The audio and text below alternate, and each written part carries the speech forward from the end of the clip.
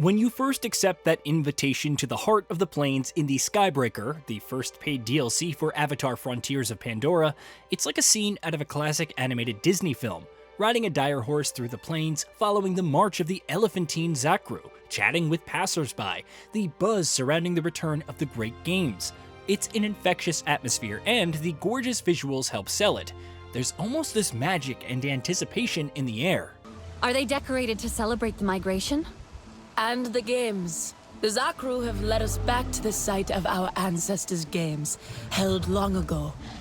Upon arriving at the camp and convening with old friends, from Nisem and Nifika to Telian and Solek, one of the high points of the base game swims over you, the immersion into the culture, listening to random conversations and enthusiasm over the games, and interacting with the Zakru.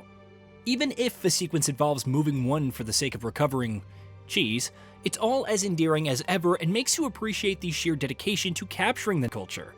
Sure, Mikasa the traitor is back because of loneliness or something, but then you get to the great games. Or rather, game. After that, it's off to investigate an abandoned facility to learn that the RDA is keeping tabs on you and potentially planning something against them. It immediately leads to an attack on the campsite, resulting in tragedy and obnoxious title drop to remind you that you're playing the Skybreaker.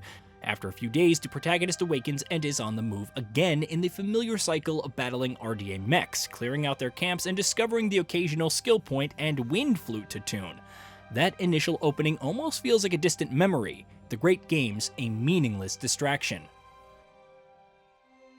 I'm torn on the overall direction of the plot because this effectively takes place after the base game's events, yet it feels like the writing is reusing plot points, like violence against the Zakru and general distrust among the humans. And while the whole somehow the RDA returned is from the movies, it feels even more underwhelming here. How convenient that immediately after learning that the RDA are up to no good, they should immediately launch an attack as soon as you return. Even more convenient is that it knocks you out of commission for a few days, providing ample opportunities to set up new camps to clear out. There is a fine line between coincidence and contrived, and the Skybreaker dances back and forth on it. Vector, former administrator of TAP, a high intelligence priority. Are we sure someone's got in here? Something is access. The boss says we shut down until we find out who. They're here! Hey, boo!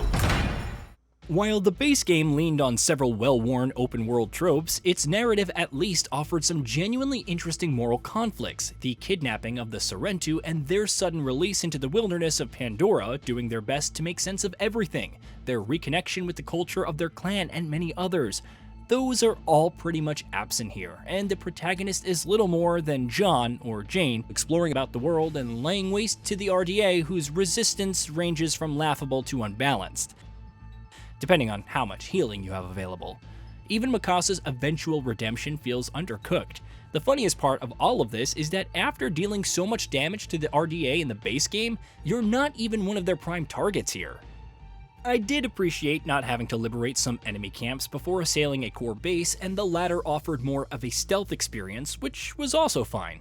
Unfortunately, the average camp liberation experience remains relatively unchanged from the base game, save for perhaps more mechs. It wouldn't be that dull if they at least added some more interesting new enemies. There's a newish mech with a shield and a Gatling gun, the latter providing a sizable weak spot to shoot. I couldn't tell you anything interesting about the new RDA lieutenants aside from having more health. Sadly, Massive couldn't even deliver a unique final boss to cap the story. While the gunplay remains responsive, especially as you run around deleting human enemies, it's often better to run to a guarded location and pelt the mechs with heavy bow shots until they keel over. It's especially preferable against certain types that you're meant to flank and target weak points on their back. Enemy AI is also just as iffy as the base game at launch. You could blow up helicopters and human enemies continue patrolling, making the average grunts in Metal Gear Solid look intimidating in the process. One mech opted to jump down and try to flank, giving me a high ground advantage on a silver platter as opposed to, I don't know, shooting me. Another one, mid-flight, seemingly goes back to search mode before their untimely death. There are occasions where the RDA can be threats, especially when you're under fire from two flamethrower mechs while other units pelt you from afar and there's no cover. It sometimes felt like a power difference though, especially with how effectively they shredded my health compared to other places. The hacking does feel like it has more opportunity to shine when puzzle solving, and things are slightly mixed up when it's unavailable. Key emphasis on slightly. The RDA balloons are also a little different, now requiring you to remain close and fight off airborne foes rather than landing and hacking them. Silver linings and all that. Outside the relatively short main quest, there are optional side quests and challenges to complete, the latter consisting of things like hunting wildlife with a shotgun or depositing fine quality materials into the clan basket. The former is also fairly straightforward as you paint roaming Zakru, bring back some distraught ones, and clear out the other RDA camps. You can also craft new armor and weapons, but for a DLC that touts the great games, I wanted fresher activities. Riding around on Direhor's back and shooting targets is still a nice distraction though. It would have been nice to have some new abilities. If you've maxed out everything, then skill points only increment your health, damage, and energy. I'm not expecting a Paragon board that can flip around in multiple ways, but this is simply unexciting.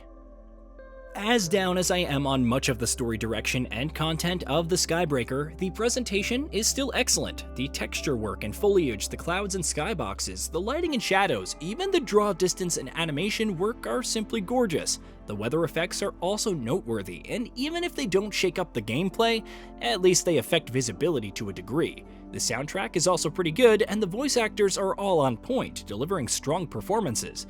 It's just that they can only care about the presentation so much when everything else just feels underwhelming or lacking. However, don't get me wrong, if you enjoyed Avatar Frontiers of Pandora and wanted more content, this may satisfy you. Maybe you like watching that power level go up while earning slightly better loot, whose uninteresting stats still annoy me. It could just be the comfy filler that you need until, well, I guess the next paid DLC. Considering this is the follow-up to the main game in terms of story, I expected more from the Skybreaker. Almost everything about the content screams acceptable but uninspired. A serviceable but ultimately bland experience. This doesn't make it outright terrible or mediocre, but it's not worth going out of your way to experience. Hey, did you know that we at Gaming Bolt upload new videos every day? Stick around, drop a like, subscribe, and hit that bell, and let us know what kind of content you'd like to see in the future with a comment below.